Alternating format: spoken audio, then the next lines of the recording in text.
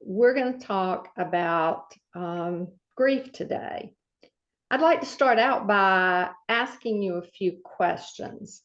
Think about how you felt during the last several months.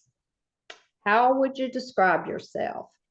Happy, fearful, angry, sad, tired, guilty, forgetful, hopeless, irritable, unable to eat or sleep, all of the above?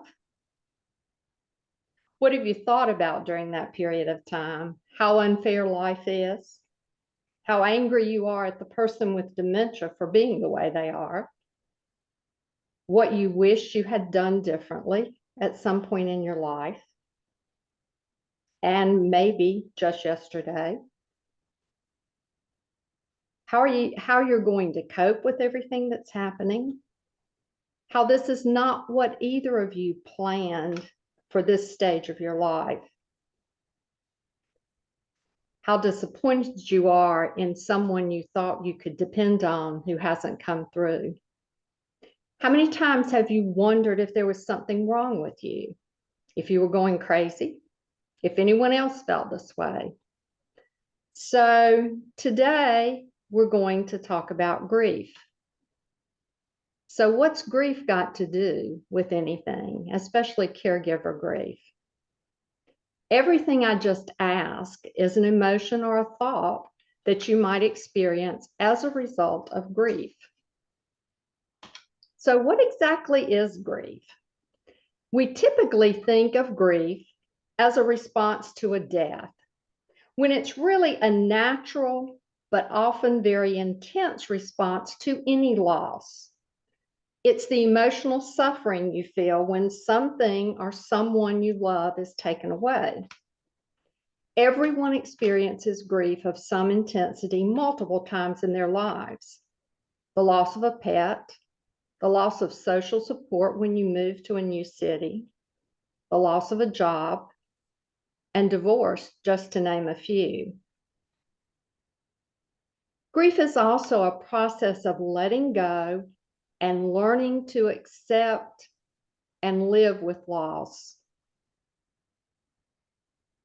And when we talk about the loss of a person, grief is the way you adjust to a different relationship with that person. It's also a reflection of the love you have for that person. There's a quote that I particularly like from the Live Purposefully Now website that says, grief is the last act of love we have to give to those we loved. Where there is deep grief, there was great love.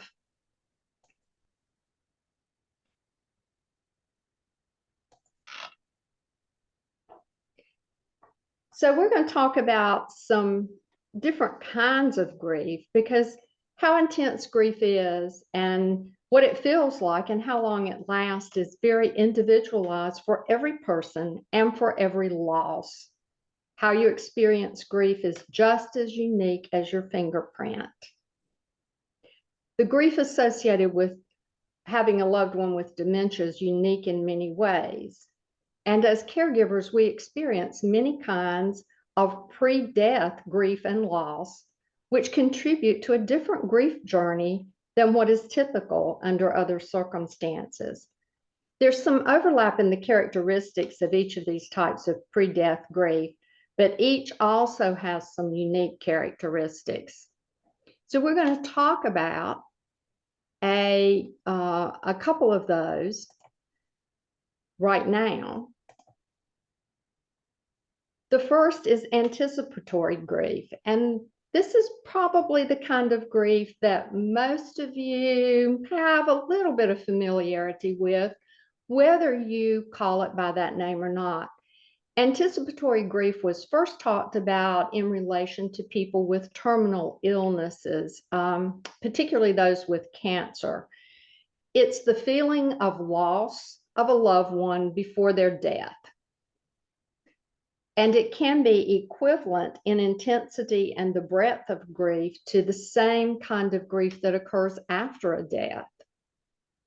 It's feeling a deep sadness as a terminal illness progresses and experiencing the mixed emotions that you have when you're trying to maintain hope and simultaneously let go. There's a quote again that I particularly like about anticipatory grief that says, anticipatory grief is watching your loved one slip away step by terrible step, knowing you can't stop the decline, and grieving the loss of the person you once knew long before they're actually gone. Another kind of loss that is also leads to grief is called ambiguous loss.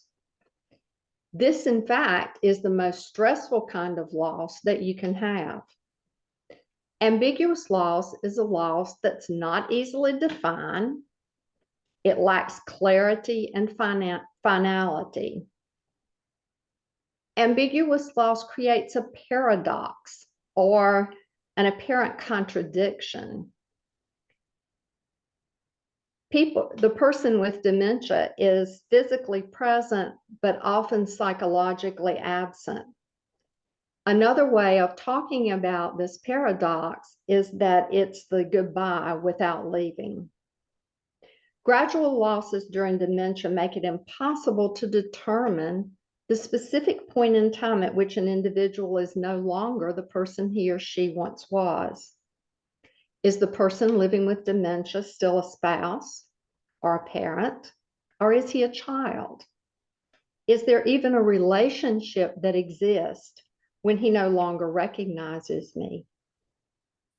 One of the things that I think is helpful when we talk about ambiguous loss and the fact that someone may be physically present, but psychologically, at least not 100% present, is to remember that when we think about human beings in general, that we are almost never present 100% of the time.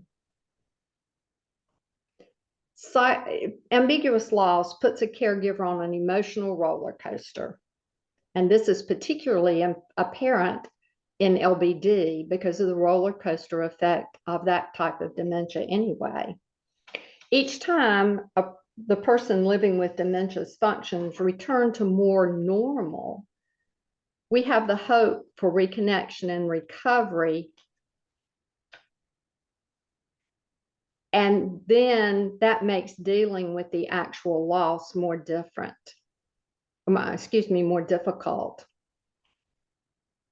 Ambiguous loss cannot be resolved until a person dies.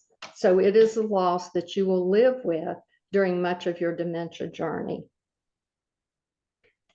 Another kind of grief is called chronic sorrow. And this is a kind of grief that I first became aware of when working with families of children with disabilities. And I think, in fact, the concept was coined based on what those families deal with.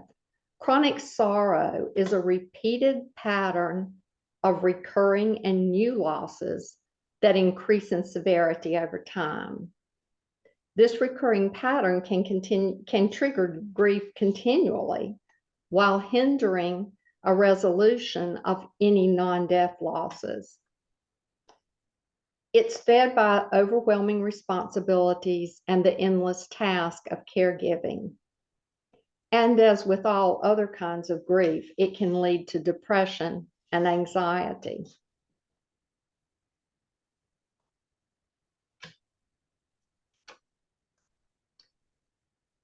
Then there's disenfranchised grief. Disenfranchised, as you know, means being deprived of the right to something. Disenfranchised grief is grief that's not publicly acknowledged or sanctioned. It occurs because losses are difficult to define. They may fluctuate, and these losses are often not recognized by others.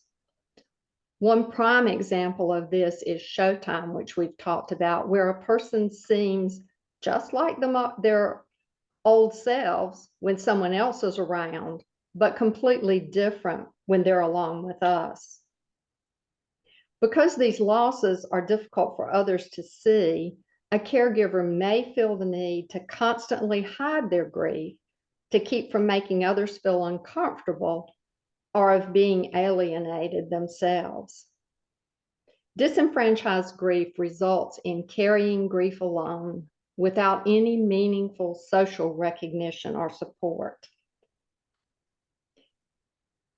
If your grief is not acknowledged, recognized, and understood by others, it only adds to the intensity of the grief and makes you feel more alone and more isolated. So, what is dementia grief? It's a type of pre-death grief that combines the characteristics of these various individual kinds of pre-death grief and loss that we talked about into one package. Dementia caregiving has been defined as being unique from other long-term caregiving experiences due to the ongoing and unpredictable emotional upheavals and losses that occur throughout the course of the disease, many of which are related to a person with dementia dying in various ways long before they die physically.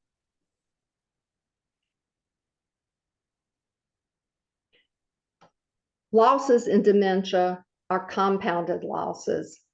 They often occur in succession. They build up over time, and they create overwhelming anxiety. One loss cannot be resolved before the next one occurs. Even relatively small events can, under these circumstances, trigger intense emotional reaction.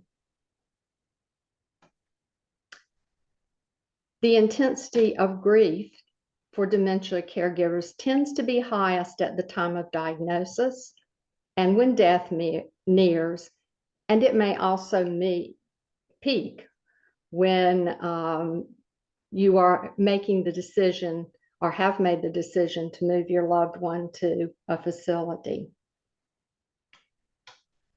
Sound overwhelming? In fact, loss and grief are among the most significant challenges that you will face as a caregiver. And this grief is only magnified if you are a spousal caregiver. In preparing for this class, I came across a relatively new article that was published in 2020 in the Journal of the American Geriatric Society that looked at the long-term effects of caregiver grief in dementia. And in doing this study, the researchers looked at the effects of caregiver grief and caregiver burden. And they defined caregiver burden as how demanding caregiving is physically and psychologically. So the effects of caregiver grief and caregiver burden on caregiver depression, their quality of life, and their perception of whether they were experiencing any positive aspects associated with their caregiving role. Here are the findings of that study. High caregiver burden, remember the physical and psychological demands, was associated with poorer physical health. Caregiver grief had a higher association with depression, poorer quality of life, and less ability to see any positive aspects to caregiving than did caregiver burden. Dementia care services such as adult daycare, additional assistance in the home, attenuated the effects of caregiver burden, but not of grief. And in fact, the stronger the grief response was, the more it amplified the effects of burden. makes you see grief a little differently. It seems to be, at least according to this study, a major driver of many of the psychological challenges that we face as a caregiver for someone with dementia. Before we go on, I want to touch briefly on one other concept, and that's the concept of complicated grief. Complicated grief is an ongoing, heightened state of grief that keeps you from healing over time. There's intense sorrow, pain, and rumination over the loss of your loved one or the losses that you encounter during the process of dementia.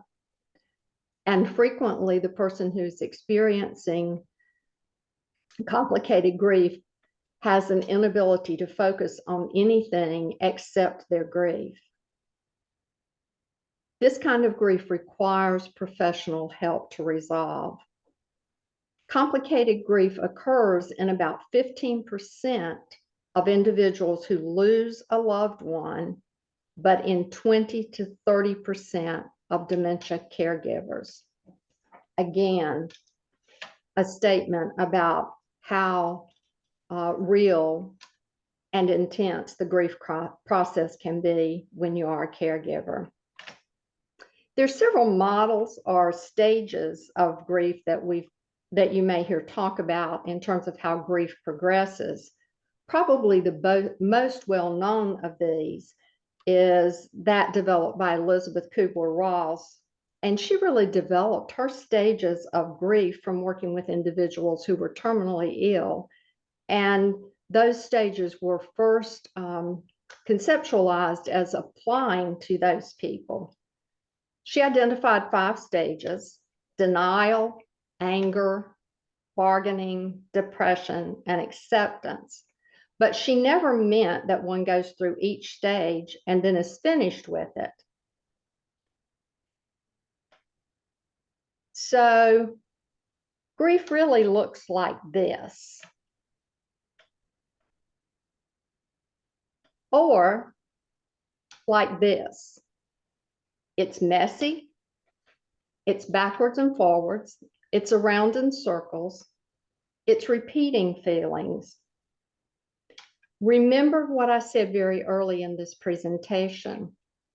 Grief is as individualized as your fingerprint.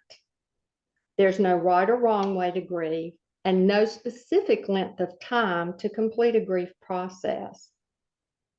As you can see from these illustrations, it doesn't go in a straight line, but back and forth, up and down, and sometimes in circles. You don't get over grief, but its intensity lessens over time. There are 2 analogies that I've found helpful in thinking about moving through grief. The first of these is to think of, and this is a representation, think of your life as a circle and shade the part of your life that is grief. To begin with, grief may color the whole circle of your life and everything you do. Or in this case, it may be a large hole in your very being. Initially, the shaded part or the hole takes up almost all of your life. It doesn't shrink, but over time, your life grows around your grief. Another way to conceptualize grief and some way of dealing with it is to look at grief as if your life were a puzzle. Before dementia, you knew where you were going, and the puzzle of your life may have been almost complete. Suddenly, there's a diagnosis of dementia, which grabs your puzzle and throws all the pieces on the floor. Now your life is about putting those pieces back together, but you only have half the puzzle pieces you started with. You can put the puzzle back together again, but it will look different from what it did originally. So having said all of this, what can I do that helps right now? The first thing is to acknowledge your losses. One way to do this is to list the particular loss and the date it occurred and put it in a box. I recognize losses not by writing them down, but by talking with my daughters about them. As an example, I once remarked to our younger daughter that Roy had talked a lot during my visit with him that day and that the connections in his brain were obviously working well. Her response to me was, "My dad doesn't have any connections anymore. All he has is loose wires hanging down, and sometimes they happen to bump into each other." Not exactly what I wanted to hear, but very much truth at that moment. Allow yourself to grieve. We frequently try, even when we have a loved one who's died, to be strong, to not cry. Grief doesn't mean that you're giving up hope for your person with dementia, but you need to allow yourself to feel whatever it is you feel. There's no right or wrong way to grieve, and healing happens if you grieve along the way. You can grieve by feelings such as sadness, hopelessness, loneliness, anger, and guilt. But you can also grieve by doing such things as getting practical information, finding solutions to problems, doing things for yourself and the person living with dementia. Most people, in fact, blend both of those styles. Find ways to take control. One of the best ways to do this is to make sure you have as much knowledge as possible about what to expect and how to deal with things as they occur. Even if you can't control what's going on around you, remember that you can control your thoughts and reactions. Maintain a sense of humor. Roy and I frequently laugh together. He would say things that didn't make sense, and I never knew whether he was laughing because he knew they didn't make sense or because they did make sense to him and they were funny. Many of you may have heard, or at least some of you may have heard, one of my favorite stories with him that has to do with humor. And he always had a dry sense of humor anyway. But fairly late in his disease process, I had taken him to the bathroom one day, and he could still sometimes tell you when he needed to go to the bathroom. Frequently didn't make it there before he had an accident, but sometimes he did. So I took him to the bathroom that day and was acutely aware that the previous 2 days when I had taken him to the bathroom, we had gotten his pants down and he had been very slow to sit down and had ended up peeing on my feet. Was not real anxious to have that happen again this day. So I got him in front of the toilet, put his hands on the rails that we had on either side to kind of cue him that that's where he was, got his pants down and said, "Okay, Roy, sit down." He looked at me and he said, "Okay," and did nothing. So I patted the toilet seat and I said, "Roy, we're at the potty. You can sit down." Okay. Nothing happened. So I took his hands loose from the rails that he was holding on the side and put them back on the rails to hope that that would cue him that he was where he could sit down. And I said, "Roy, we're at the potty. Go ahead and sit down." Okay.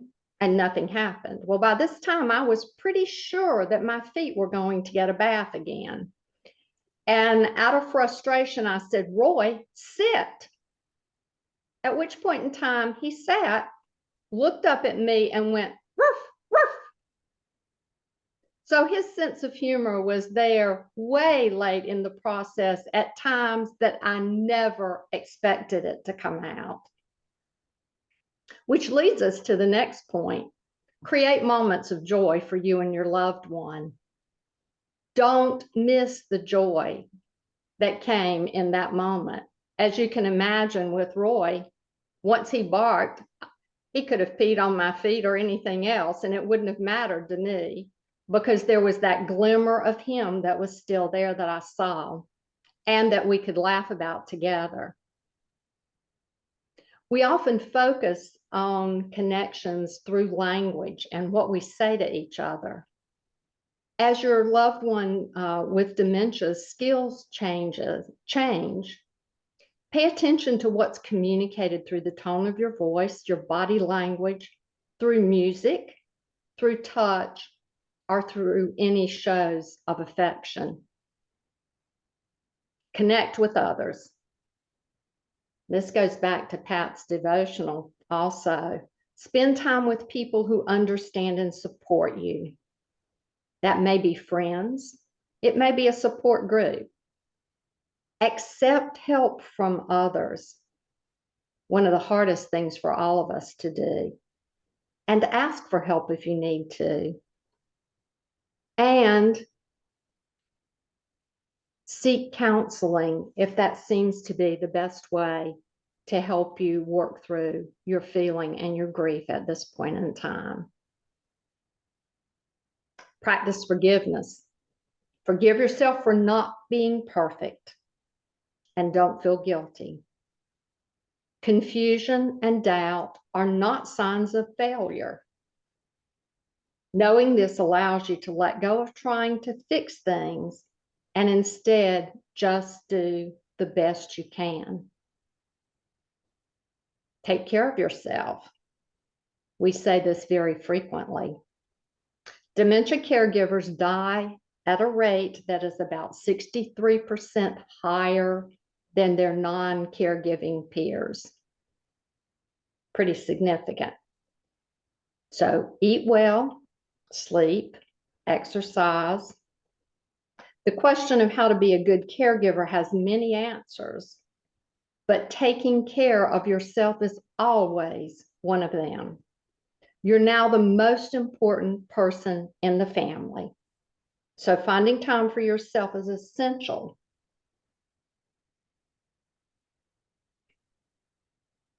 Nurture your spirituality. Find meaning in what you're doing. Accept that you will never know all the answers to your questions or problems, but have confidence and faith that things will work out. And know that you are gaining strength from coping with these changes.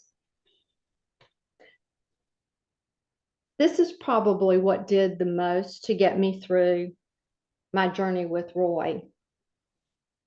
I don't believe that God does things to us to teach us lessons. Much of what happens that's bad in our life is just because we live in an imperfect world. I do believe, however, that we always have the option to choose to learn from what we are going through and become a better person because of it. Take advantage of holistic methods of coping, things such as guided imagery, meditation, mindfulness, massage, all of which are very relaxing, art, music, or journaling.